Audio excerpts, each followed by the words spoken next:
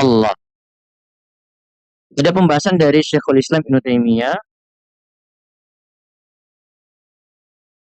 Ibu bisa lihat di halaman 141.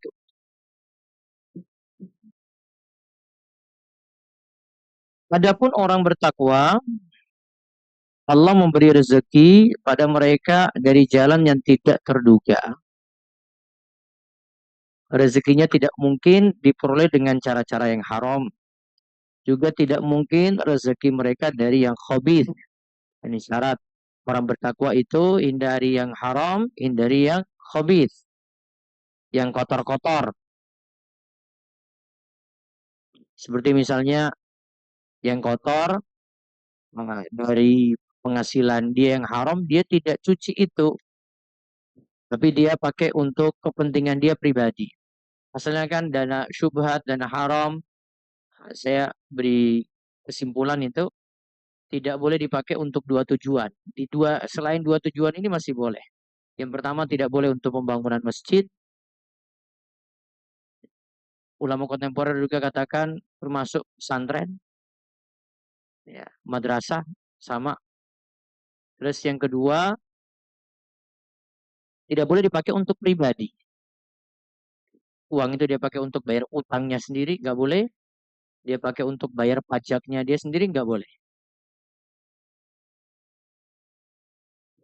Terus perlu diketahui bahwa orang yang bertakwa itu tidak mungkin dihalangi dari rezeki yang dia butuhkan. Dia hanyalah dihalangi dari materi dunia yang berlebih sebagai rahmat dan kebaikan padanya. Jadi kadang orang bertakwa, orang beriman, Allah uji lagi dengan rezeki yang pas-pasan. Karena boleh jadi, Ibnu Taimiyah, diluaskannya rezeki malah akan membahayakan dirinya. Sedangkan disempitkan rezeki malah itu rahmat baginya. Dia akhirnya sibuk ibadah, dia akhirnya sibuk zikir, sibuk doa. Namun beda halnya dengan keadaan manusia yang Allah ceritakan berikut ini. Berarti dari sini, melanjutkan yang kemarin, kita bagi rezeki itu ada dua, Bu. Dari kalimat Ibnu Taimiyah, untuk orang bertakwa, Allah memberi rezeki dari jalan yang tidak terduga.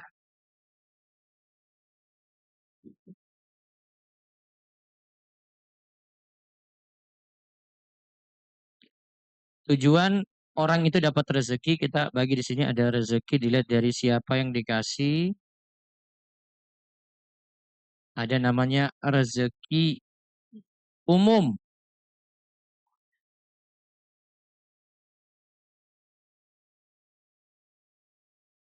Ada dalilnya di halaman 140.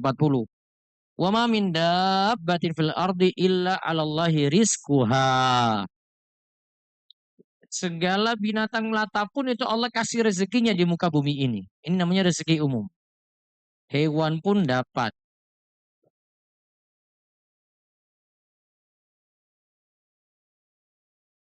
Hewan pun dapat, Bu. Terus di surat At-Tolak tadi wa yarzuqhu min haitsu la yahtasib. Rezeki yang tidak terduga.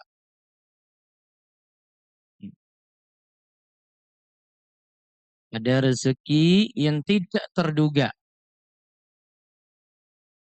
Ini tadi hanya untuk orang bertakwa.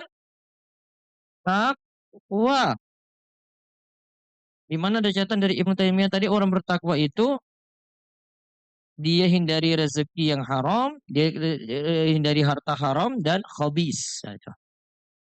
Orang bertakwa ini hindari yang haram dan khabis. Khabis itu yang kotor-kotor ya.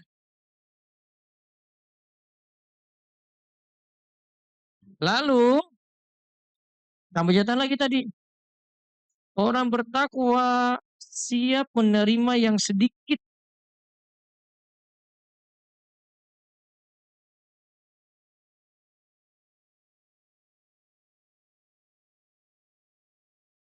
Nah kadang orang bertakwa dikasih yang sedikit, Bu.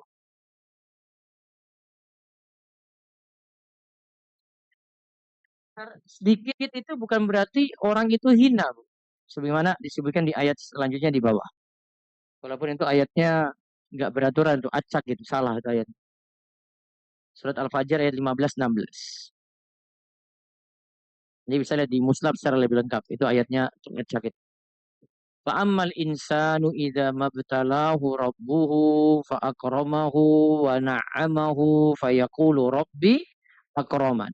Wa amma idza mabtalahu faqadara alaihi rizqahu fayaqulu rabbi hahanan. Padahal tadi kita bahas kan rezekinya kadang sedikit.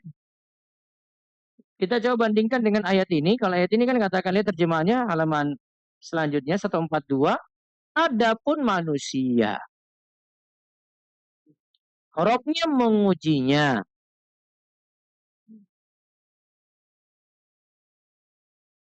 lalu dimuliakan oleh Allah dan diberi oleh Allah kesenangan,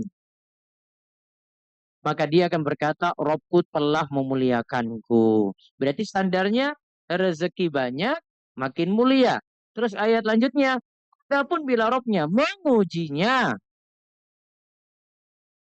lalu membatasi rezekinya, maka dia berkata, Robku menghinakanku. Sekali-kali tidak demikian. Kalau pakai standar manusia tadi, menerima yang sedikit ini kalau dapat harta yang sedikit hina, Bu. Padahal tadi Ibnu Taimiyah katakan apa? Ini sifat orang bertakwa. Tuh. Tapi kalau pakai standar manusia yang tadi disebutkan dalam surah Al-Fajr ayat berapa? 15-16 itu standarnya kan diberi harta banyak,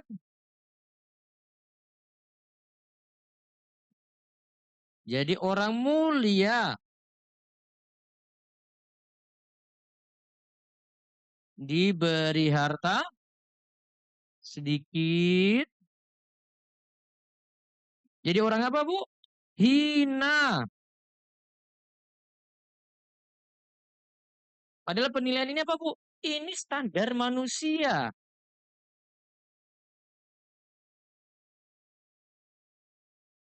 Bu, ingat, ini standar manusia.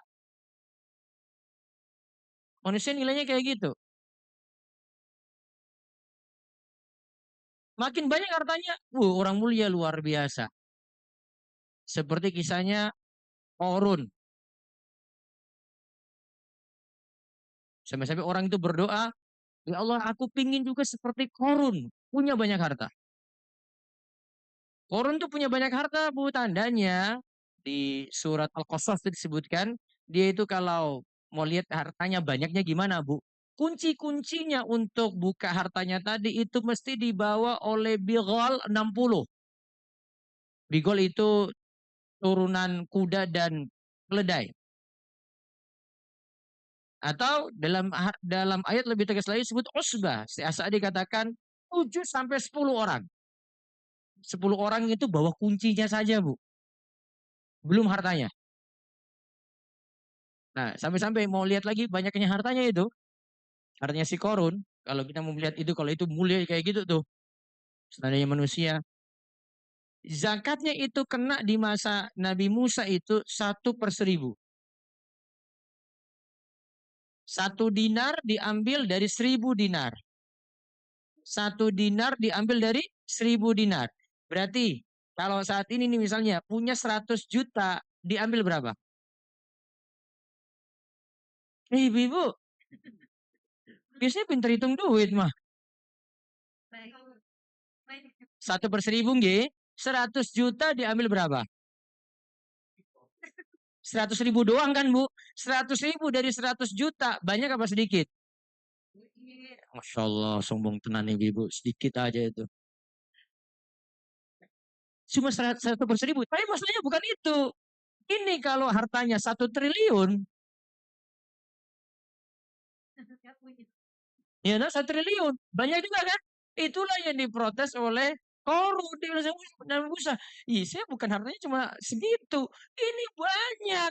Keluarnya juga berarti apa? Banyak. Walaupun 1/1000. Kalau kita berapa zakatnya kita? 2,5%, 1/40, Bu. 1/40 dibandingkan 1/1000, besaran mana? Ibu, 1/40 kan? Saya kira mau jawab ini karena angkanya lebih besar yang ini, Bu. Untuk kalau saya jadi guru matematika, tak cewer kupingnya nanti. Kita lihat, itu lebih besar. Itu cuma diambil sedikit aja. Kenapa dia nggak mau keluarkan? Ya, orang tuh nggak mau keluarkan, Bu. Masalahnya bukan itu 1/1000-nya. Dia punya harta banyak sekali. Dia ambil dari yang banyak ini tetap sedikit juga, tetap banyak juga. Bukan sedikit, Bu. Sehingga dia nggak mau keluarin. Kita sebenarnya zakatnya lebih besar, Bu, 1/40. Itu di zamannya Nabi Musa itu. Artinya ada zakat. Nah, kalau pakai standar korun tadi, ya yang paling mulia dia. Tapi apa? Pamer dia, sombongnya luar biasa, Bu. Pelitnya luar biasa. Itu disebut pelit, Bu. Itu disebut pelit. Kalau pakai standar manusia tadi makin mulia. Itu karena banyak harta. Disebut hina ya karena kurang harta. Tapi enggak. Malah Ibnu Taimiyah katakan tadi apa? Kadang orang bertakwa diuji dengan sedikitnya harta. Sedikitnya harta. Maka lihat aja miliarder-miliarder orang-orang nomor satu terkaya di Indonesia nggak ada orang-orang Muslim itu jarang. Seurutan berapa dia? Itu diantaranya diuji di situ. Nah kita balik tadi lagi Bu. Berarti tadi rezeki ada dua ya. Rezekinya orang umum, kita sampai hewan juga kan? Itu dapat rezeki umum. Dikasih makan, dikasih minum, dikasih harta. Itu rezeki umum Bu. Tapi untuk orang bertakwa gimana? Dikasih rezeki apa Bu? Yang tak terduga. Tiba-tiba ada. Padahal sudah kepepet, sudah darurat, sudah mikir lagi nggak ada jalan keluar nih. Dia dapat rezeki yang tak terduga. Ya, rezeki tak terduga gitu. Itu beda, Bu. Jadi dari pembahasan ini kita bagi rezeki dua, Bu. Maka kalau kita pingin dua-duanya dapat, rezeki umum Allah beri, rezeki tak terduga juga karena kadang kondisi-kondisi genting kita butuh rezeki kayak gitu. Maka yang harus diperbaiki ketakwaan. Lalu Ibnu Taimiyah katakan, senyatanya tidak demikian. Tadi kan kalau standar mulia itu karena harta, standar hina karena kurangnya harta, senyatanya tidak demikian. Belum tentu orang yang diluaskan rezekinya dia berarti dimuliakan. Sebaliknya, orang yang disempitkan rezekinya belum tentu dia dihinakan. Tuh. Maka boleh jadi seorang yang dilapangkan rezeki baginya hanya sebagai istidros, dilulu, Bu. Dikasih terus, dikasih terus, dikasih terus. Ternyata itu jadi siksaan untuk dia. Istidrat. Dikasih padahal dia ahli maksiat. Diberi padahal dia itu banyak penyimpangan. Ibadahnya malas-malasan. Malah jadi apa, Bu? Istidrat. Kita kan bukan pakai standar manusia di sini. Begitu pula boleh jadi seorang disempitkan rezekinya untuk melindunginya dari bahaya. Catat lagi itu, Bu. Kan banyak harta nanti banyak hitungan. Kayak koron tadi zakatnya besar. Pusing juga, Bu. Belum lagi nanti kalau meninggal dunia, perebutan harta. Ya kan, Bu? Maka biar tidak terjadi perebutan harta gimana, Bu? Nggak usah punya duit kalau meninggal. Selesai itu, Bu. Nah, gimana biar nggak ribut? Nggak usah tinggalkan duit. Nah, makanya perlu ada edukasi. Ini saudara banyak, semua rakus duit lagi. Cuma satu aja yang ngaji. Cuma satu aja yang pergi ke Mina gitu. Yang lainnya enggak. Tambah lagi yang satu kena pinjol, kemarin main judi online, katanya cuma buka-buka doang, terjerumus. Asik terus itu. Motor sudah habis, mobilnya dijual, rumahnya dijual, istrinya pun dijual juga, Bu. Jadi korban semuanya, Bu. Sudah kayak gitu, wah rebutan tuh waris. Oh, bapak meninggal. Peninggalan berapa? 1 triliun. Insya Allah pulang kan kalau 1 triliun kan, Bu. Kalau cuma 1 juta kan suruh infak masjid aja. Ya kan? 100 ribu infak masjid aja itu pasti. Ini banyak baru pulang itu. Sulit, Bu. Lalu, begitu pula boleh jadi seorang disempitkan rezekinya untuk melindunginya dari bahaya. Terus, sedangkan jika ada orang yang soleh yang disempitkan rezekinya, boleh jadi itu karena sebab dosa-dosa yang dia perbuat. Karena sebagian salaf mengatakan, Innal abda la yuhramu rizqa bizambi yusibuhu. Seseorang itu boleh jadi terhalang rezekinya karena dosa yang dia perbuat. Jadi kesimpulannya dari hadis ini, maksiat, dosa itu mengurangi rezeki, menghalangi datangnya rezeki. Nanti lihat kajian saya tentang serial dampak maksiat atau dosa atau di perkedaton. Pernah saya bahas itu.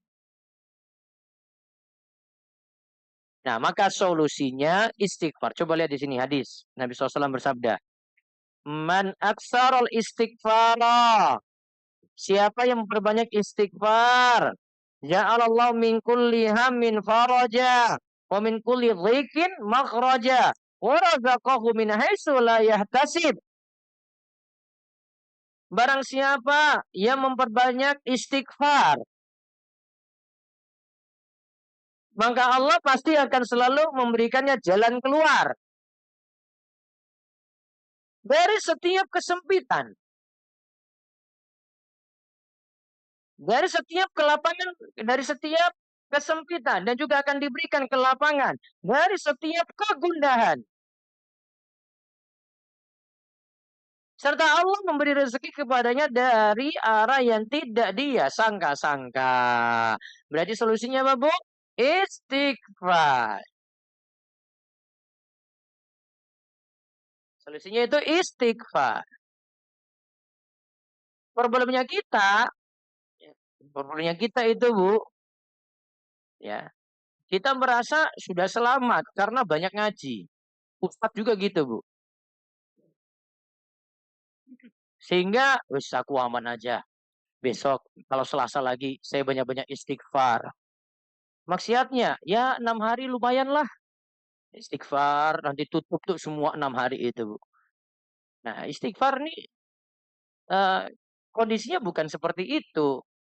Jadi, justru, kita kan ada dua, pernah saya jelaskan ini, Bu, dua keadaan, Bu. Mana yang harus kita dominankan gitu loh. Kalau di keadaan orang itu sehat, walafiat, ya, dia itu masih muda, masih kuat. Justru yang dia dominankan itu rasa takutnya, Bu. Rasa takutnya. Oh, saya kalau berbuat ini nanti akan menimpa saya azab Allah itu. Itu kan yang harus didominankan. Jangan dominankan harapan. Kalau dia kasih dominan harapan, Bu, yang didominankan tuh harapannya. Dia ketika bermaksiat, ya sudah nanti habis ini istighfar lagi aja. Dia lagi selingkuh, ayo kita tobat bareng-bareng aja habis ini gitu. Nanti diperbuat lagi sama juga gitu. Makanya kondisinya salah di sini. Salah menempatkan khauf dan roja. Salah menempatkan khauf itu takutnya, Bu, dengan roja berharapnya. Salah kondisikan nih, salah penempat, Bu. Salah fatal. Salah fatal, Bu. Orang kalau salah tempat di sini, coba istighfarnya pas lagi maksiat-maksiat terus nanti habis ini kita tutup dengan istighfar bareng-bareng saja.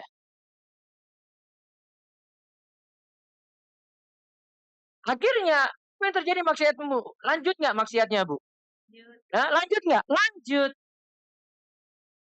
Salah tempat, Bu.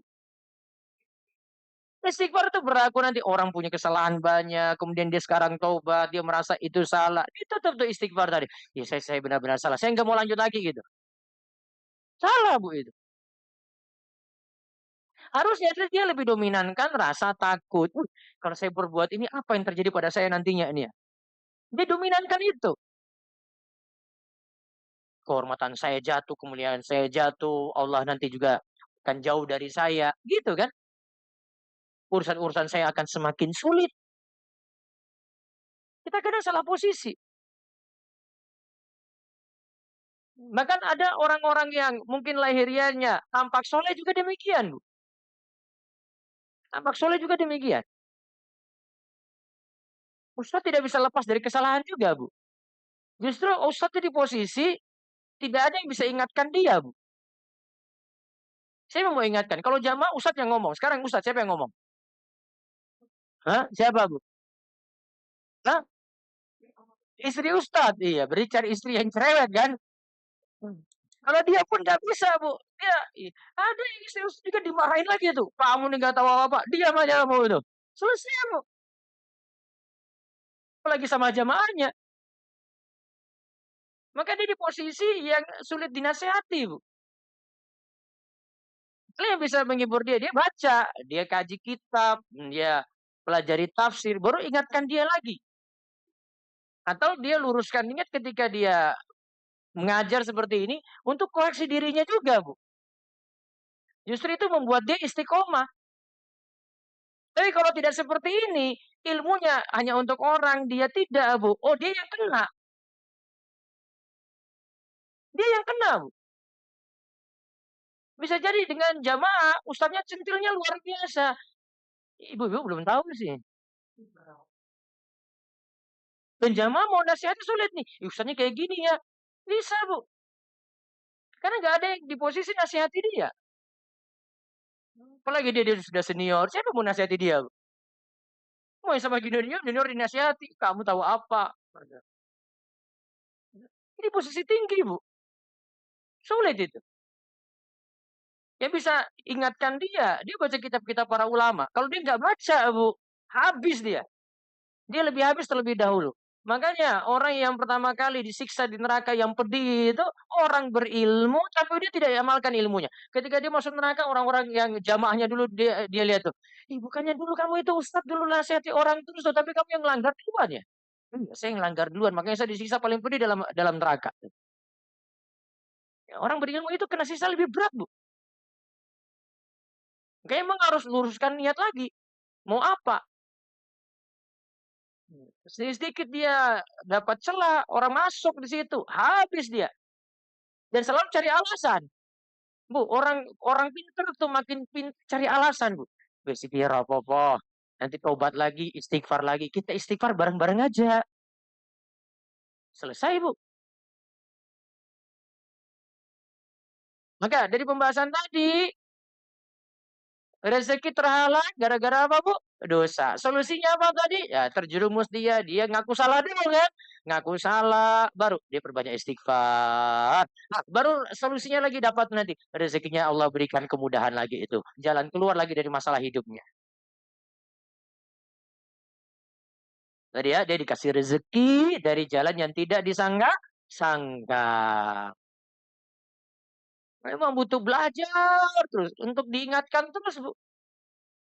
Misalnya juga butuh belajar, kaji lagi, ya, belajar lagi. Terus Allah Ta'ala telah mengabarkan bahwa kebaikan itu akan menghapuskan kejelekan. Bahkan di sini kebaikan secara umum. Istighfar sebab datangnya rezeki, hujan turun, ya, diberikan keturunan, yang tadi tanah tidak subur, paceklik, Allah turunkan hujan jadi subur. Itu kan yang dikatakan dalam surat Nuh. Perintah istighfar, datangkan rezeki. Makanya ketika ada yang punya problem, datang ke seorang ulama namanya Al-Hasan Al-Basri, Bu. Ada yang satu punya masalah, saya belum dapat keturunan. Yang satu punya masalah, pekerjaan saya sulit. Ini paceklik juga nih. Yang satu punya masalah, ya kekeringan di mana-mana. Kemudian Hasan Al-Basri untuk orang-orang yang macam-macam problem yang macam-macam ini, Hasan Al-Basri cuma nasihati, istighfirillah. Istighfarlah kepada Allah. Istighfar lagi, istighfar lagi, istighfar lagi. Dan tadi itu Bu, man aksarul istighfar. Siapa yang perbanyak istighfar. Kita bisa temukan istighfar itu dua kondisi Bu. Yang pertama ada istighfar yang jadi rutinitas. Kapan jadi rutinitasnya Bu? Ba'da sholat. Istighfarnya berapa kali? 3 kali. Ada di zikir pagi, Sayyidul Istighfar. Ada di zikir petang, Sayyidul Istighfar. Ada kebiasaan Nabi SAW dalam sehari. Istighfarnya ada riwayat sebut 70. Ada riwayat sebut 100 kali. Itu namanya istighfar rutin, Bu. Ibu sudah rutinkan ini, ibu sudah disebut memperbanyak istighfar. Istighfar yang kedua, ibu perbanyak lebih daripada kebiasaan rutin tadi. Oh, berarti di luar keadaan yang lain. Di jalan sambil istighfar, lagi berkendara sambil beristighfar gitu. Yang sudah rutin, jaga terus. Jadi jangan sampai bubar sholat, istighfarnya ketinggalan tuh. Istighfar dulu. Setelah tutup, Assalamualaikum warahmatullah, Assalamualaikum warahmatullah, Astagfirullah, Astagfirullah, Astagfirullah. Gitu. Lepas itu dulu. Bahkan itu harusnya jadi kebiasaan. Nanti baru ibu sudah dua hal saja kalau zikir yang ibu mau kejar. Ini jangan sampai ditinggalkan. Walaupun nanti ibu alasnya sibuk macam-macam. Dua ini jangan aja. Istighfarnya 3 kali sama Allahumma antas salam wa minkas salam tabarokta ya dzal jalali wal ikram. Seandainya ibu repot yang lainnya, dua ini jangan ditinggalkan. Mau buru-buru yang lainnya, aduh, habis ini ada lagi. Dua tadi penuhi, sudah lakukan aktivitas yang lain. Istighfar tujuannya itu sholatnya tadi ditutup dari yang kurang-kurang. Itu sudah jadi rutinitas tuh Bu. Maka disebut perbanyak istighfar, rutinkan dulu yang sudah ada. Rutinkan dulu yang sudah ada.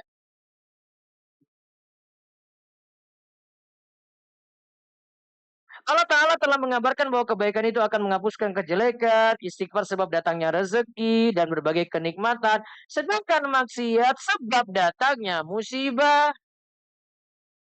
paceklik, syarat rezeki, sulit jodoh, sama. Ya lantaran maksiat. Dan juga sebab berbagai kesulitan itu datang. Coba kita lihat lagi ayat-ayat yang lain yang menyebutkan hal ini. Di surah Hud ayat 1-3. Alif lam ra. Kitabun uhkimat ayatu summa fussilat min ladun hakimin khabir. Alla ta'budu illallah innani lakum minhu nadhirum wa bashir. Nah, di ayat ketiga nih. Wa anistaghfiru rabbakum summa tubu ilaihi yumattikum mata'an hasana ila ajalim musamma wa yu'ti kulladhi fadlin fadlah. Alif lam ra. Inilah suatu kitab yang ayat-ayatnya disusun dengan rapi. Serta dijelaskan secara terperinci. Yang diturunkan dari sisi yang maha bijaksana lagi maha tahu. Agar kamu tidak menyembah selain Allah. Sesungguhnya aku Muhammad adalah pemberi peringatan dan pembawa kabar gembira kepadamu daripadanya. Lihat kalimatnya ini. Dan beristighfarlah. Yaitu dan hendaklah kamu minta ampun kepada Tuhanmu dan bertobat kepada Allah. Jika kamu mengerjakan yang demikian, niscaya Allah akan memberikan kenikmatan. Istighfar, Allah akan memberikan kenikmatan. Memberi kenikmatan yang baik. diberi terus-menerus kepadamu sampai kepada waktu yang telah ditentukan, dan Allah akan memberikan kepada tiap-tiap orang yang mempunyai keutamaan balasan keutamaannya. Lalu di surat Nuh ayat 10 sampai 12. Ini juga yang tadi saya sebut. Faqultu astaghfiru rabbakum innahu kana ghaffara yursilis samaa'a 'alaikum midrara wa yumditkum bi amwali wa banina wa yaj'al lakum jannati wa yaj'al lakum anhara. Maka aku katakan kepada mereka, mohonlah ampun kepada Tuhanmu. Sesungguhnya Allah itu Maha Pengampun. Apa manfaatnya kita mohon ampun atau beristighfar? Lihat. Niscaya Allah akan mengirimkan bagi kalian itu hujan yang lebat. Berarti hujan yang lebat itu turun lantaran istighfar. Kalau orang-orang tidak istighfar, kok hujan terus turun? Maka kata disebutkan dalam hadis, hujan turun cuma karena Allah ingin menolong hewan ternak. Bukan karena manusia. Cuma karena ingin tolong siapa? Hewan yang butuh air. Dan Allah juga dengan istighfar tadi membanyakkan harta. Yang sulit pekerjaan, nah istighfar. Allah datangkan rezeki nantinya itu. Yang sulit dalam utang, banyak istighfar lagi. Allah buka jalan keluar lagi dengan utangnya tadi, dari utangnya tadi. Dan juga Allah perbanyak anak-anakmu. Berarti kalau belum diberi keturunan, istighfar lagi. Ingin punya keturunan yang soleh, banyak istighfar lagi. Dan mengadakan untukmu kebun-kebun, dan mengadakan pula dalamnya untukmu sungai-sungai. Juga ayat berikut ini perintah istighfar, bahkan istiqomah. Wa allaw istaqamu 'ala tariqati la asqainahum ma'an ghadaqa linaftinahum fi wa may yu'rid an dzikri rabbih yaslukhu adzaban sa'ada. Dan bahwasanya jikalau mereka tetap berjalan lurus di jalan itu, yaitu istiqomah. Istiqomah itu artinya berjalan lurus, Bu. Istiqomah di atas agama Islam, di atas ajaran Islam. Benar-benar kami akan beri minum kepada mereka air. Berarti karena istiqomah Allah kasih air. Airnya segar atau dikasih rezeki yang banyak. Untuk kami beri cobaan kepada mereka padanya, dan barang siapa yang berpaling dari peringatan Tuhannya, berarti tidak mau istiqomah, niscaya akan dimasukkan ke dalam azab yang amat berat. Berarti di antara sebab Allah turunkan rezeki, Allah turunkan hujan, istighfar dan istiqomah. Istighfar dan istiqomah.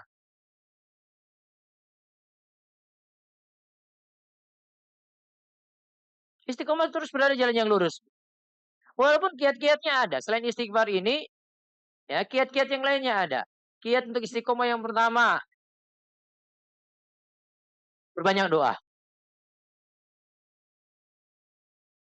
Doanya apa, Bu? Rabbana la tuzigh qulubana ba'da idh hadaitana wa hab lana min ladunka rahmah innaka antal wahhab. Apalagi hadis, ya muqallibal qulub, sabbit qalbi ala dinik. Mirip dengan itu, Allahumma musarrifal qulub, sarrif qulubana ala ta'atik. Ini untuk istiqomah. Terus kiat yang kedua, ya kiat yang kedua, pengaruh teman. Orang bisa istiqomah karena teman, Bu. Kalau temannya rusak, lingkungannya rusak, ya, maka dia sulit istiqomah. Kalau mau istiqomah, dia harus keluar dari situ, Bu. Imam Al-Qayyim bilang gini, lingkungan itu, kalau ini sudah lingkungan baik, Bu, terus ada orang yang rusak dari sini, Bu, dia akan keluar sendiri. Ini lingkungan rusak, kok tiba-tiba ada orang baik, Bu? Orang baik juga akan keluar. Otomatis. Maka orang yang baik itu, dia akan kumpul dengan orang yang karakternya sama, Bu. Baik juga. Orang jelek akan kumpul juga demikian. Coba kalau ada ibu-ibu yang senang ngerumpi gitu, itu teman-temannya senang ngerumpi semua, Bu. Ada yang malas ngerumpi, sudah ngaji. Wah, ini apa lagi? Keluar sendiri, Bu, otomatis. Left, Bu. Terus kiat yang ketiga. Kiat yang ketiga. Ngaji. Terus berada dalam majelis ilmu. Ngaji itu kokohkan kita juga, Bu. Kurang ngaji. Nggak mau meluangkan waktu untuk tolabul ilmi, menuntut ilmu, Bu. Sudah di istiqomah. Padahal di pagi hari kayak gini daripada ibu nongkrong di kafe, Bu. Ya Allah, sudah keluarin duit. Ya, cuma ngerumpi aja, Bu. Ceritanya orang manfaat, Bu. Mendingan ibu keseharian cari majelis-majelis saja tuh. Saya lihat sebagian ibu-ibu cuma senangnya nongkrong saja. Nongkrong nggak ada pahala apa-apa. Rasanya iya, Bu.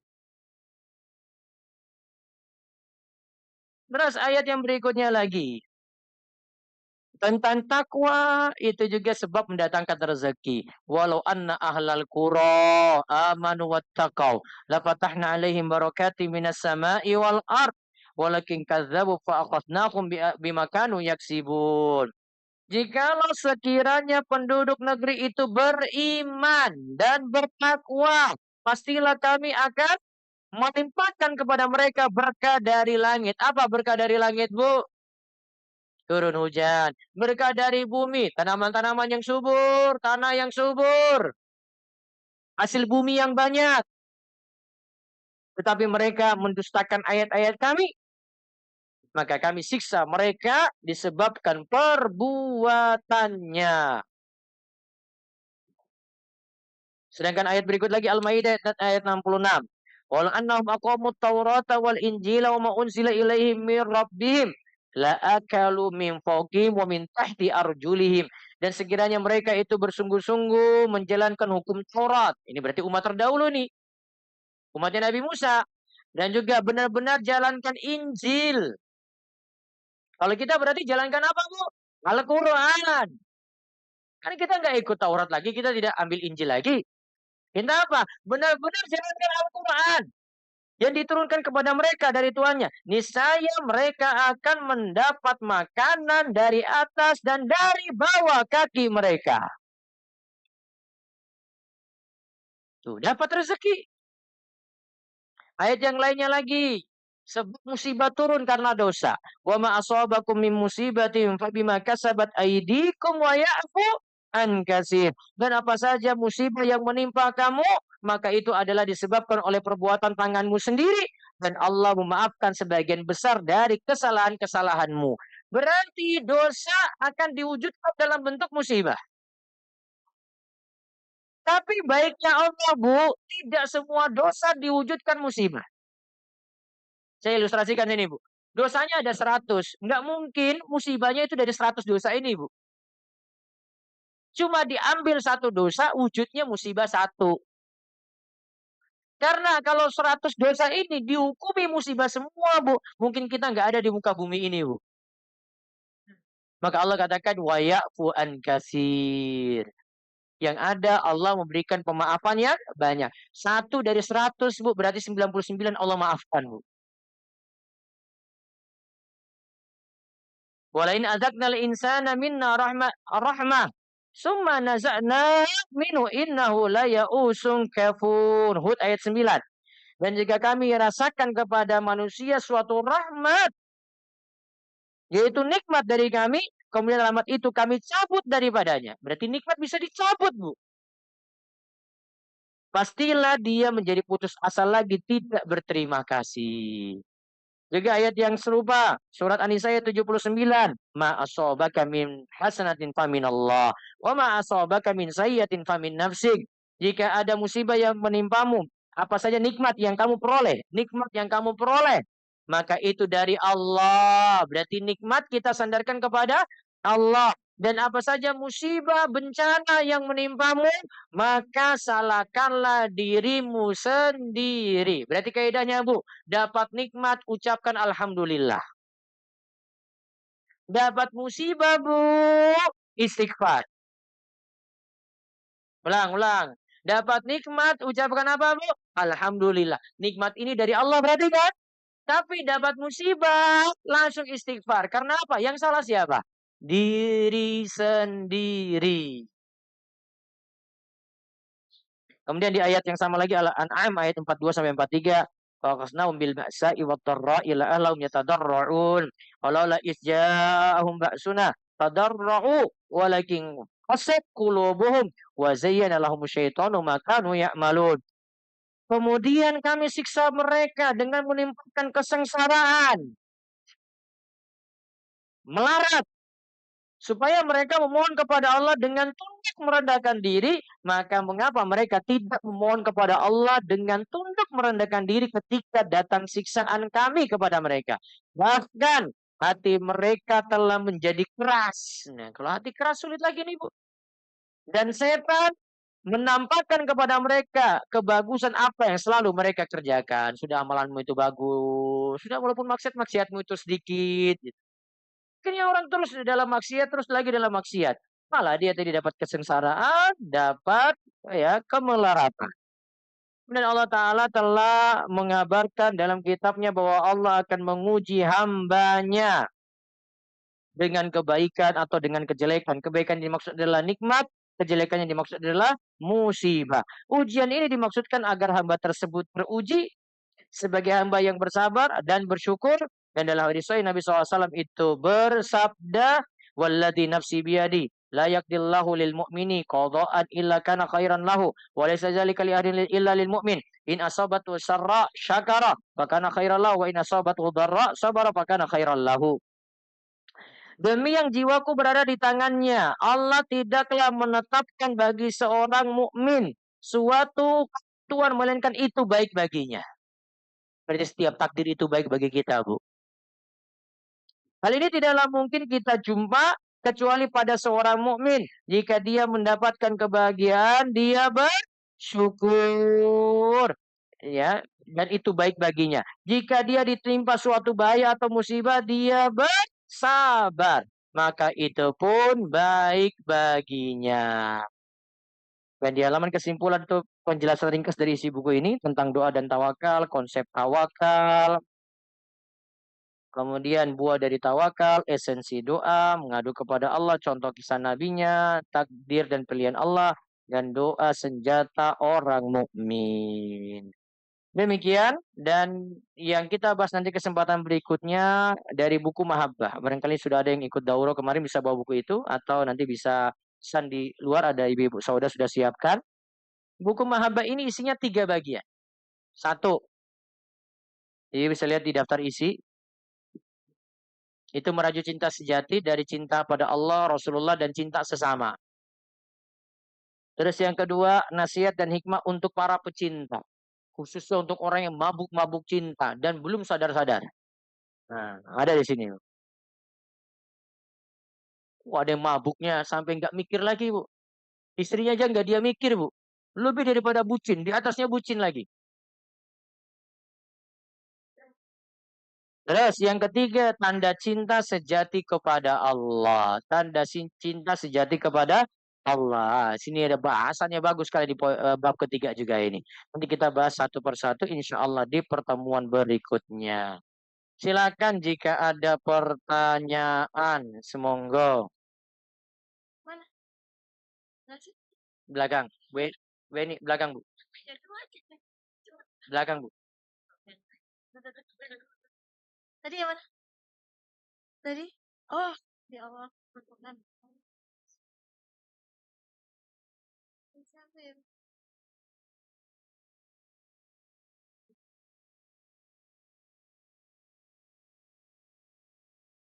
Assalamualaikum warahmatullahi wabarakatuh.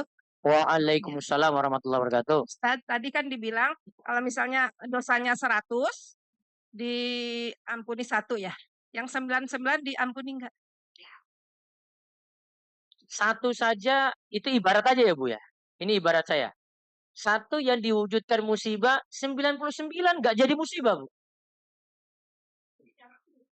Hah? Kalau Diampuni. tergantung lagi. Kadang orang 100 dosa cuma diwujudkan musibah 199 juga dia nggak sadar-sadar. Bisa jadi tunggu waktu saja, bisa kena lagi. Tapi kalau dia itu sadar, taubat, berarti Allah cuma wujudkan satu aja. Oh. Ibaratnya kayak gitu, Bu. Artinya dari musibah itu, Bu, hitungannya dengan rahmat Allah, Bu. Masih banyak rahmat Allah dibandingkan musibah. Ya, Ya kan, Bu? ya, Masih banyak rahmat Allah dibandingkan musibah. musibah. Seandainya kalau kita sebut Allah kejam, adilnya harusnya 100 dosa dibalas sama Bu, 100 cukup. 100 musibah. Ya. Harusnya kayak gitu.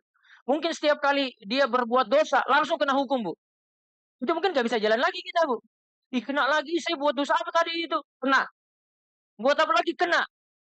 Ya. Tapi kan kita nggak diberi seperti itu, Bu. Itu menunjukkan rahmat Allah lebih besar daripada siksanya, Bu. Ya. Ya. Tapi saya ya tetap saya takut ya, maksudnya nanti di akhirat itu tetap dibalas apa enggak? Makanya tobat. Supaya yang tadi 99 tutupi semua, tidak jadi siksa di akhirat, Bu. Oh, oh, yang penting tobat ya Ustaz ya. Nggih, matur nuwun. Assalamualaikum warahmatullahi wabarakatuh. Waalaikumsalam warahmatullahi wabarakatuh. Ada lagi? Sebelah sana, silakan.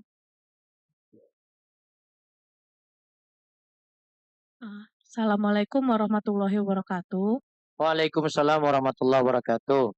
Saya ingin bertanya Pak Ustadz, Ya, tadi di awal Pak Ustadz menjelaskan ada istilah uang subhat dan uang haram. Yang termasuk subhat itu uang yang seperti apa ya Pak yang Ustadz? abu-abu, Bu. Warnanya bisa jadi merah, bisa jadi biru, gitu. Ini Kalau masih abu-abu. kalau semisalnya ada kondisi eh, seorang pegawai yang awalnya lembur diberikan kompensasi, tapi setelah ada efisiensi tidak diberikan kompensasi lagi, tapi diwajibkan lembur lagi. Jadi lemburnya itu hanyalah ikhlas tenaga saja, namun atasannya memberikan uang. Jadi bukan resmi dari kantor. Nah, Ini atasan berarti itu, Bu. ya baiknya atasan.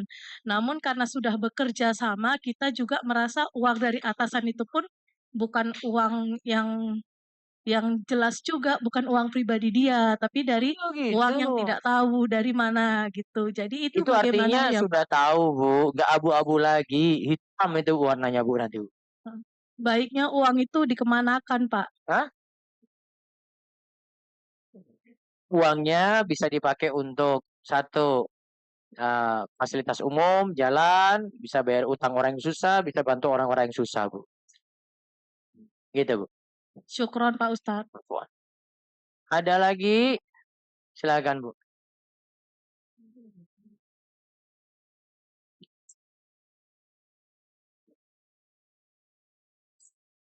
Pak, Assalamualaikum Ustadz. Ya, waalaikumsalam warahmatullahi wabarakatuh. Ada pertanyaan mengenai yang istighfar. Di akhir sholat itu kan tadi seperti Ustadz bilang istighfar 3 kali, kemudian Allahumma antas salam wa minkas salam. Apakah itu sholat sunnah juga iya? Apa atau sholat wajib aja? Yang kedua, saya pernah dengar tapi saya lupa itu saya dengar di ceramah siapa. Ketika rokaat ketiga sholat maghrib itu ada ya Ustadz itu bilang kalau disunahkan untuk membaca Robbana la tuzigh qulubana ba'da idh hadaitana. Apakah emang ada dalilnya Ustadz? Saya tidak tahu dalilnya. Wallahu a'lam. Saya harus baca-baca lagi. Sebelah sini tadi, Bu. Saat ketika ada saudara yang meninggal, mereka masih pakai adat atau kebiasaan saat 1 hari sampai 7 hari baca surat-surat tertentu dan zikir tertentu. Apakah kami bertamu di situ juga termasuk golongan tersebut? saudara. Ibu kalau nggak hadir kena masalah atau tidak? Hah? Ibu kalau tidak hadir di acara semacam ini kena masalah atau tidak? Hah? Ya kan, berarti ada masalah nggih. Walaupun ibu masih hidup. Ya, masalahnya itu lebih sakit lagi, Bu. Nggak dibantu, nanti besok ada acara ibu nggak akan direwangi, nanti macam-macam. Sumbangan apa-apa juga akan ditolong lagi. Ibu mungkin bisa diboikot dari keluarga besar. Maka kalau tahu dampaknya besar seperti ini, setor muka saja. Assalamualaikum, datang. Nah, terus ibu di dapur aja gitu, dalam kamar gitu ya. Lebih aman, Bu. Kalau ibu suruh ke depan bilang, saya nggak tahu caranya. Selesai, Bu. Saya nggak pernah seperti itu. Yang penting datang setor muka. Itu paling ringan. Gitu. Silakan, Bu. Assalamualaikum warahmatullahi wabarakatuh. Waalaikumsalam warahmatullahi wabarakatuh. Tadi dijelaskan bahwa orang yang bertakwa itu siap menerima harta yang sedikit dan itu sebagai ujian untuk melindunginya dari bahaya. Terus tadi juga disebutkan jika orang soleh diberi kesempitan rezeki itu pertanda karena banyaknya melakukan maksiat. Yang saya tanyakan bagaimana membedakan bahwa orang itu orang bertakwa lalu disempitkan rezekinya dengan orang soleh yang Tidak usah dinilai. Karena nilai orang sulit, Bu. Nasihat tadi untuk diri kita saja sendiri. Oh, ini kok sulit ya? Ini karena dosa saya. Kan selesai, Bu, istighfar. Oh, keadaan saya kok pas-pasan gini, ya. Apa saya bertakwa? Boleh jadi enggak. Mendingan kalau diri kita, Bu, posisi kita nganggap kita kurang terus. Tapi kalau untuk orang lain, kalau kita nilai orang lain, Bu, orang lain lebih terus daripada kita. Iya kan? Kalau untuk diri kita nganggap apa, Bu? Kurang terus. Tapi kalau untuk orang lain, dia lebih baik, dia lebih soleh, dia lebih bertakwa. Gitu. Sehingga kita tidak rendahkan dia. Tapi kalau untuk kita gimana, Bu? Saya punya banyak aib, saya punya banyak kesalahan, saya punya banyak dosa, apa-apa masih kurang. Itu. Enak, Bu, kalau nilai diri sendiri, Bu, kayak gitu. Justru kalau orang lain, kita banyak husnuzon pada dia. Dia orang mulia, dia orang baik, dia solehnya luar biasa, ibadahnya luar biasa. Sehingga apa? Kita pun termotivasi untuk itu. Untuk kita banyak jatuhkan. Enak tau mikirnya, Bu? Jangan kebalikan. Orang itu banyak dosanya, banyak maksiatnya, jeleknya itu luar biasa. Ya kalau orang kafir mungkin ibu bisa nilai kayak gitu. Kalau orang beriman harus nggak kayak gitu. Sedangkan saya solehnya luar biasa, saya dermawannya luar biasa. Memang saya sudah baik. Saya rajin ngaji lagi. Di hari Selasa saya nggak pernah bolos. Tingginya kelebihan, Bu. Kalau jatuh sakit banget, Bu, itu kalau tinggi. Mendingan jatuhkan diri kalau untuk diri sendiri, kalau untuk orang lain apa? Tinggikan dia. Kita bahas orang beriman ya, Bu, bukan orang kafir. Oke? Baik. Silakan, Bu. Assalamualaikum Ustaz. Waalaikumsalam warahmatullahi wabarakatuh. Ini saya mau nanya yang hal lain ya. Kalau sholat berjamaah, saya sih biasanya kalau sendiri kan sujud terakhir itu doa. Nah, tapi kalau sholat berjamaah, saya tetap sujud terakhir berdoa dan imamnya sudah maksudnya sudah mau selesai, apakah itu boleh atau tidak, Ustaz? Kenapa di sujud terakhir? Ya, taunya saya begitu, katanya sujud terakhir baik untuk berdoa. Ya. Apa saya salah? Saya kurang. Kalau kita lihat dari praktek baginda Nabi SAW, beliau itu dari sisi gerakan sholat, selalu rokat yang awal itu lebih lama daripada yang terakhir. Hatta sampai sujudnya juga, Bu. Memang sebagian ulama itu punya pendapat sujud terakhir mau duduk tasyahud itu dibuat agak lama.